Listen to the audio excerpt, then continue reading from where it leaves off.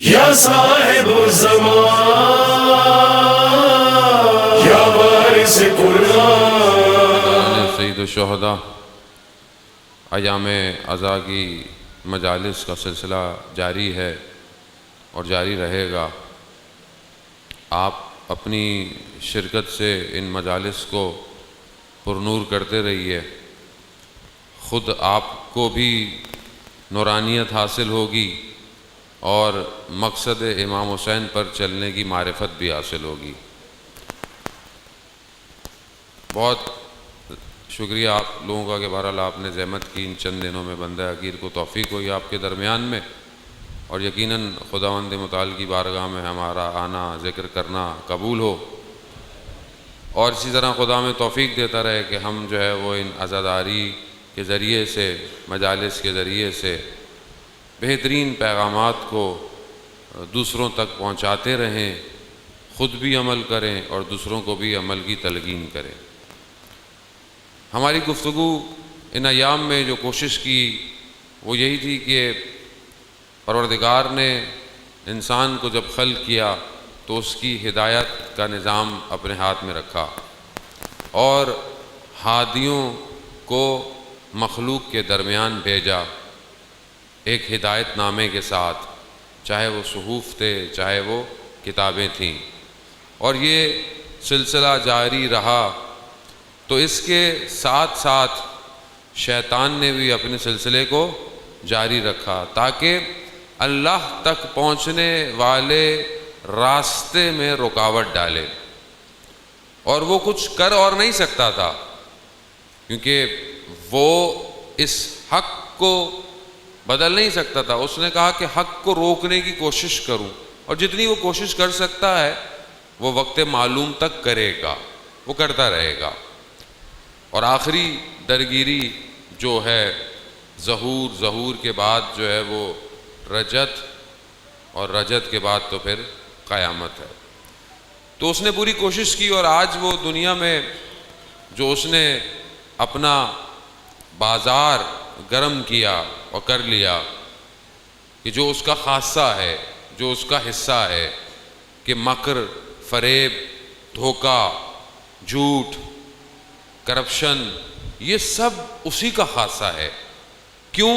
تاکہ بشریت کسی بھی طریقے سے سیدھے راستے پر قائم نہ رہے، لڑکھڑاتا رہے۔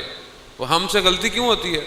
بہت ساری غلطیاں ہم اس لیے کرتے ہیں کہ میں اپنی بات کر رہا ہوں، کیوں کرتے ہیں کہ ہم کہتے ہیں خوب اب مجبوری ہے، کیا کریں، سسٹم کا حصہ بن چکا ہے، اگر یہ نہیں کریں گے تو پھر ہمارا گزارا نہیں ہوگا۔ یعنی کیوں؟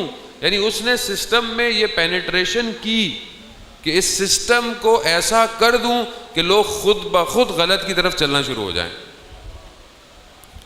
آج عام معاشرے میں کوئی کام کرتے ہیں، کوئی کام سیدھی طریقے سے ہو سکتا ہے؟ نہیں ہو سکتا۔ آپ بولے مولانا صاحب سیدھی طریقے سے کراتے رہیں تو بس آپ چکر ہی لگاتے رہیں گے، کام نہیں ہونے والا۔ کچھ ساتھ میں مٹھائی وٹھائی دینی پڑتی ہے تو کام ہوتا ہے، کچھ نہ کچھ نیچے یا دائیں بائیں کچھ کرنا پڑتا ہے۔ کیوں؟ کیونکہ بہرحال سسٹم ایسا ہو گیا ہے۔ اب جو شریف آدمی کسی اور ملک سے آئے، سیٹ بیلٹ باندھ کے گاڑی چلا رہا ہو تو ہم مذاق ہنسنا شروع کر دیتے ہیں اس کے اوپر کہ بھائی اس کو کیا ہو گیا ہے، لگتا ہے بھی کہیں باہر سے آیا ہے، حالانکہ وہ قانون کی پیروی کر رہا ہے۔ سگنل پہ کھڑا ہوا ہو، سگنل بند ہو اور گاڑیاں نہیں چل رہی ہوں تو لوگ دیکھتے ہوئے جائیں گے، پتہ نہیں اس کو کیا ہو گیا ہے۔ کیونکہ سگنل پہ کھڑا ہونا ہمیں جرم لگتا ہے، سگنل توڑنا جرم نہیں لگتا ہمیں۔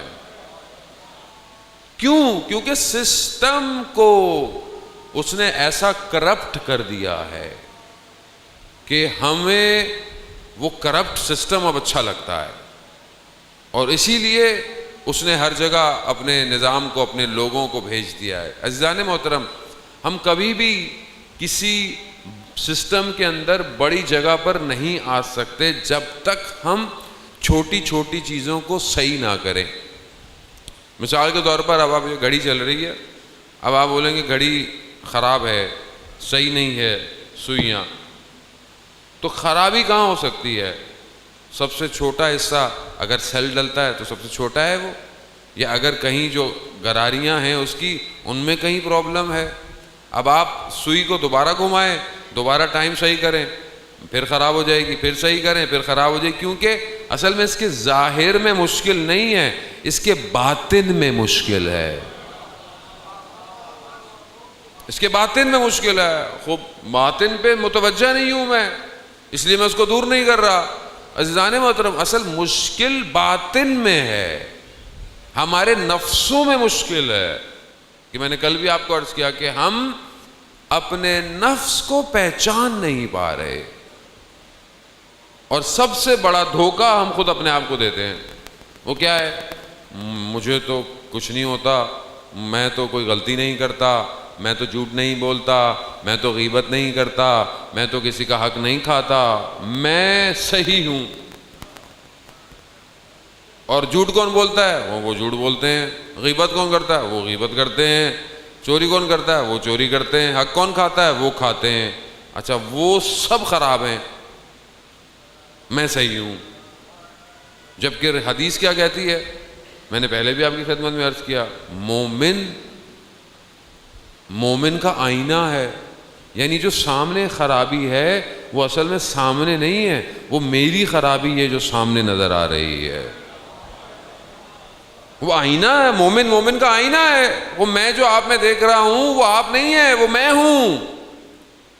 اب آپ وہ ہیں جو آپ میرے اندر دیکھ رہے ہیں، مگر ہم دیکھتے ہی غلط چیز ہیں.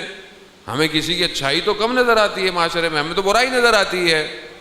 اگر 100 اچھائیاں ہیں اور ایک برائی ہو گئی تو اچھائی تو کسی کو آنے میں برا، یہ کام صحیح نہیں کیا انہوں نے.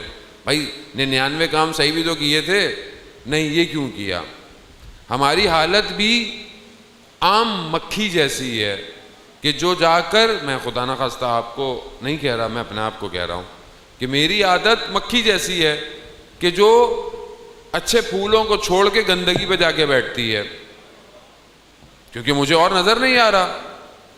جبکہ شہد کی مکھی کیا ہے کہ سب کو چھوڑ کر بہترین پھولوں پہ جا کے بیٹھتی ہے.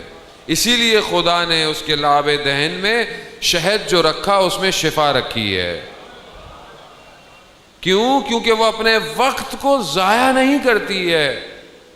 آپ کو پتا ہے نا، مکھیوں کے اندر ایک یاسوب ہوتا ہے. کون ہے؟ اگر کوئی مکھی کڑوے پھول کے کڑوے رس کو لے آئے تو وہ اس کو مار دیتی ہے. وہ چیک کرتی ہے کہ چیک کرتی، جو آتے ہیں اس کی خوشبوؤں کو چیک کیا جاتا ہے، اس کو کاٹ دیتی ہے. اسی لیے اسلام کے اندر اگر کوئی غلط چیز آئے اس کو کاٹنے کے لیے یاسوب الدین امام علی کو کہا جاتا ہے. اسی لیے کہا جاتا ہے کہ وہ جو غلط آنے کی کوشش کرے گی ولایت علی ابن ابی طالب اسے کاٹ دے گی. ولایت کا خاصہ یہی ہے. ولایت کو اسٹرکچرڈ اس لیے کیا گیا اسلام کے نظام کے اندر کہ رسالت کے بعد امامت ہے، تاکہ وہ جو اتنی محنتیں زحمتیں ہوئی ہیں اسے بچا کے رکھا جائے، اسے بچا کے رکھا جائے. مگر دشمن پوری کوشش میں ہے کہ کسی عزیزان محترم ابھی بھی وہی ولایت ہے، وہی امامت ہے. وقت کا امام وہی فرزند امام علی ہے، وہی فرزند ہے کہ جو آج بھی میرا مولا خود فرماتا ہے کہ اگر ہم تمہارے احوال نہ رکھیں، تمہاری خبریں نہ رکھیں، دشمن تمہیں نوچ ڈالے. یعنی یہ امام زمانہ کا لطف ہے ہمارے اوپر. ہم متوجہ نہیں ہیں کہ امام ہے کہ نہیں ہے، مگر امام متوجہ ہے.